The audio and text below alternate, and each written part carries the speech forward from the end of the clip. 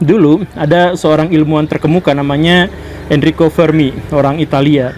Dulu dia tuh lagi ngumpul-ngumpul sama teman-temannya, lagi ngopi bareng gitu. Kemudian di depannya itu ada sebuah majalah yang tergeletak dan di situ ada gambar alien lagi buang sampah di kota New York. Kemudian iseng dengan melihat itu, dia nyeletuk bertanya, di mana sebenarnya mereka? Di mana alien-alien itu berada?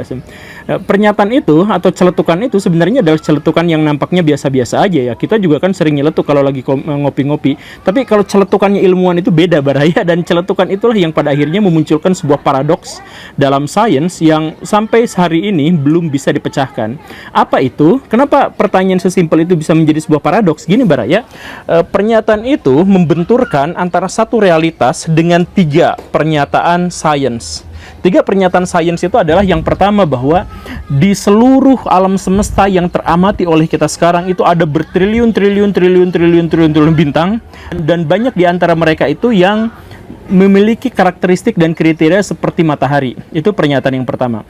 Pernyataan yang kedua adalah bahwa bintang-bintang yang dimaksud itu ternyata juga memiliki zona Goldilocks yang dihuni atau ditinggali oleh planet.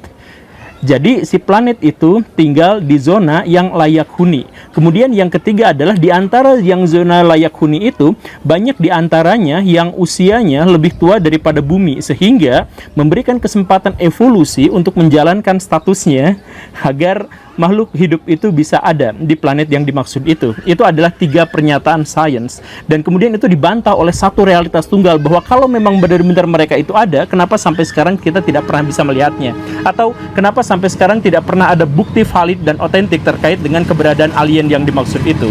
Nah, itulah paradoks Fermi yang dimaksud itu. Ini membuat para ilmuwan bingung dan galau, dan khususnya film-film, khususnya tempat hiburan kita akhirnya memberikan kepada kita tempat di mana alien itu berada gitu. Tapi kemudian tahun 1996 Robin Hanson itu berusaha untuk memberikan penjelasan bahwa jawabannya sebenarnya sangat sederhana. Kata dia bahwa paradoks Fermi itu bukan sebuah paradoks, tapi itu adalah sebuah pertanyaan. Jadi bukan paradoks. Kenapa? Karena memang tidak ada paradoksnya. Pernyataan bahwa ada tiga pernyataan ilmiah atau saintis terkait dengan hal ini sebenarnya bukan pernyataan ilmiah, tapi spekulasi ilmiah. Dia katakan seperti itu. Nah, akhirnya dia mengajukan sebuah hipotesis yang juga sebenarnya adalah spekulasi ya. Hipotesis yang menjelaskan bahwa, atau hipotesis yang disebut sebagai the great filter atau rokok besar. Terjemahannya salah.